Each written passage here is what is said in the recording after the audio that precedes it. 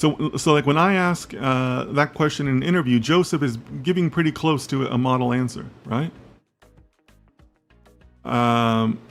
Yeah, so really the only thing I would add to Joseph's answer is that it's the process that a model also goes through to train itself overall.